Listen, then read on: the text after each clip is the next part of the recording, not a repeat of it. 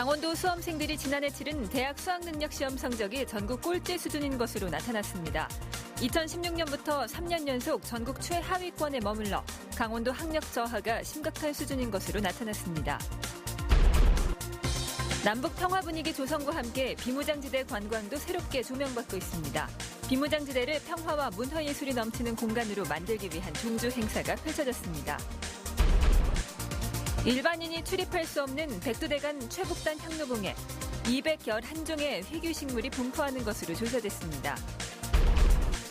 화천 산천어 축제가 지난해 열린 국내 문화관광 축제 가운데 가장 많은 관광객을 불러들인 것으로 조사됐습니다.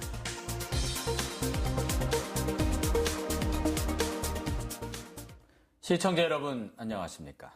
강원도 수험생들이 지난해 본 대학 수학능력시험 성적이 전국 꼴찌 수준으로 나타났습니다. 특히 2016년부터 3년 연속 전국 최하위권에 머물면서 심각한 학력 저하를 보이고 있습니다. 강화길 기자가 보도합니다. 강원도 수험생들이 받은 2018학년도 수능 성적표입니다. 국어 과목의 표준 점수 평균은 94.7점, 전국에서 가장 낮습니다. 인문계 학생들이 많이 보는 수학나도 96.6점으로 전국 꼴찌였습니다. 두 과목 모두 전국 평균 점수보다 2점 이상 낮았습니다. 자연계 학생들이 선택하는 수학가 역시 92.6점의 표준 점수를 얻어 전국에서 세 번째로 낮았습니다. 특히 전국 평균보다는 무려 5.4점이 낮았습니다. 결국 강원도의 표준 점수 전체 평균이 전국 17개 시도 중 전남에 이어 16위에 그치는 불명예를 안았습니다. 상위권 성적인 1, 2등급 비율도 전국 최하위권을 벗어나지 못했습니다.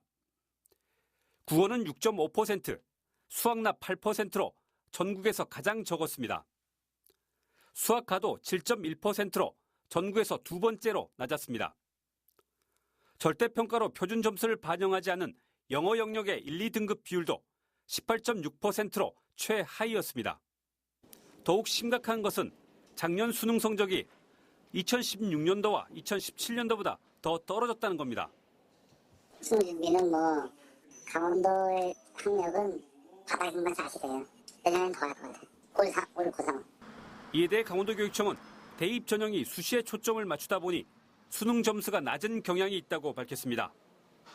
하지만 전국이 동일한 상황인데 강원도의 수능 성적이 낮은 이유가 수시 때문이라는 해명은 쉽게 납득하기 어렵습니다.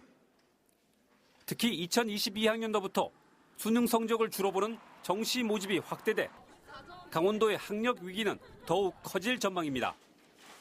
MBC 뉴스 강화길입니다. 남북 평화 분위기 조성과 함께 비무장지대 관광도 새롭게 조명되고 있습니다. 비무장지대를 평화와 문화예술이 넘치는 공간으로 만들기 위한 종주 행사에 김상훈 기자가 다녀왔습니다. 북한과 가까운 최전방 지역에 위치한 강원도 인제의 대암산 용늪. 하늘로 올라가는 용이 쉬었다 가는 곳이라는 전설에서 유래한 이름입니다. 우리나라 최초의 람사르 습지인 용늪은 멸종 위기종을 포함한 야생 동식물 600여 종이 서식하고 있는 한반도 생태의 보고입니다. 한국 대표 산악인인 어몽길 대장을 필두로 청년 예술가와 걷기 참가자들이 이곳을 찾았습니다. 용늪에 일단 올라왔는데요. 주변 풍광이 너무나 아름답고 좀 단풍도 좀 색깔이 쫙 물들어갖고 형형색색의 색깔들이 너무 아름답고 좋고요. 해발 1200m 고지에 위치한 이곳 대암산 용늪을 찾은 참가자들은 습지가 주는 신비한 매력에 푹 빠졌습니다. 청년 예술인들은 온몸으로 느낀 비무장지대를 작품으로 표현하고 있습니다. 저는 주로 꽃 그리는 걸 되게 좋아하거든요. 그래서 여기서만 서식하는 꽃들이나 야생 꽃들 이런 것을 주로 사진 찍은 것들을 기록해가지고 합복에다가 담고 싶어서. 이들은 고성 통일전망대부터 인제, 양구를 지나 강화도까지 7박 8일간 비무장지대를 따라 평화의 발걸음을 이어갈 예정입니다. MBC 뉴스 김상훈입니다. 원주의 한 공공임대아파트가 계약 기간보다 빨리 분양 전환에 나서면서 일부 주민들과 갈등을 빚고 있습니다. 시행사 측은 주민들의 요구에 따른 것이라고 하지만 주민들은 비싼 값에 분양하기 위한 꼼수라며 반발하고 있습니다. 조성식 기자입니다. 지난 2012년 입주한 원주의 한 공공임대 아파트입니다. 10년 임대 기간이 끝나면 분양을 할 수 있는 조건으로 만들어졌는데 최근 만 6년 만에 조기 분양이 추진되고 있습니다. 최초 입주 5년이 지나면 주민들의 요청과 시행사의 합의가 있으면 분양 전환이 가능하기 때문입니다. 하지만 조기 분양 전환으로 주민들이 혼란을 겪으면서 절차와 시점에 대해 반발이 일고 있습니다. 사전에 주민 설문이나 설명회 없이 갑작스럽게 분양 전환이 진행되고 있다고 주민들은 말합니다.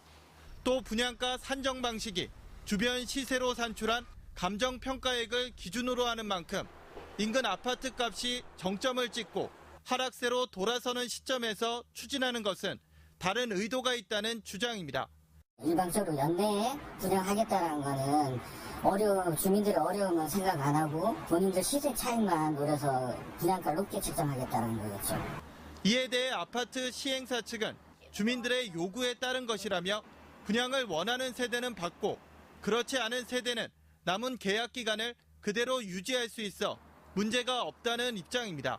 감정평가 금액이 나와서 분양가가 나오고 그거를 보고 가격이 마음에 안 드신다 그러면 그냥 임대를 사셔야 되고 분양을 받으셔야 되고 그런 조건을 다가 주민들은 이달 중 협의체를 구성해 시행사의 분양가 산정에 적극 대응한다는 계획입니다. 하지만 사업자가 임차인과 분양 전환가를 협의하라는 법적 근거가 없어 주민들의 의견이 얼마나 영향을 미칠지는 미지수입니다.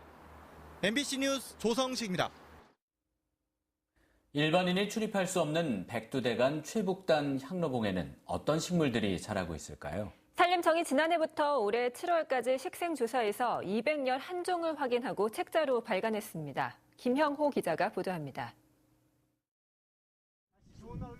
해발 고도 1000m가 넘는 향로봉. 백두대간 최북단 향로봉 일대는 산림유전자원 보호구역이면서 군사구역으로 묶여 있어 식물 서식지가 잘 보존되고 있습니다. 바위 절벽에서 멸종 위기종인 날개 하늘나리가 황적색의 자태를 뽐냅니다. 국내 나리류 가운데 관상 가치가 가장 높은 날개 하늘나리는 향로봉 일대에서 15본이 발견됐습니다. 향로봉 정상에는 희귀종인 연보랏빛의 난장이 북꽃과 북방계 특산 식물인 국화방망이가 군락을 이루고 있습니다. 지구온난화로 점차 자생지가 줄어드는 눈측백과 토종 라일락인 정향나무 등도 확인됐습니다. 동부지방산림청이 지난해 3월부터 향로봉 일대 식생 조사를 벌여 자생식물 책자를 발간했습니다. 북한 식생과 저희의 식생이 좀 교차되는 중요성도 있을 수도 있고요. 그다음에 거기가 군사 통제 구역이었던 지역이 있으니까 민간인이 좀 덜 들어가서 훼손이 적게 되고. 향로봉 자생식물 이야기 책자에는 희귀 특산 초본류 127종과 목본류 84종이 체계적으로 수록됐습니다. MBC 뉴스 김용호입니다. 개천절인 오늘 태백산 천제단에서 헌관과 재래객들이 참가한 가운데 태백산 천제가 열렸습니다. 단기 4351년을 맞아 펼쳐진 오늘 태백산 천제는 민족의 화합과 번영, 국태민안을 기원했습니다. 삼국사기에는 138년 신라 7대 임금인 일성왕이 10월 상달을 맞아 태백산에서 천제를 올렸다고 기록돼 있습니다. 화천 산천어 축제가 지난해 열린 국내 문화관광 축제 가운데 가장 많은 관광객을 불러들인 것으로 나타났습니다. 문화체육관광부가 자유한국당 김성태 의원에게 제출한 자료에 따르면 지난해 화천 산천어 축제에는 156만 4천 명이 방문했습니다. 뉴스를 마칩니다. 고맙습니다.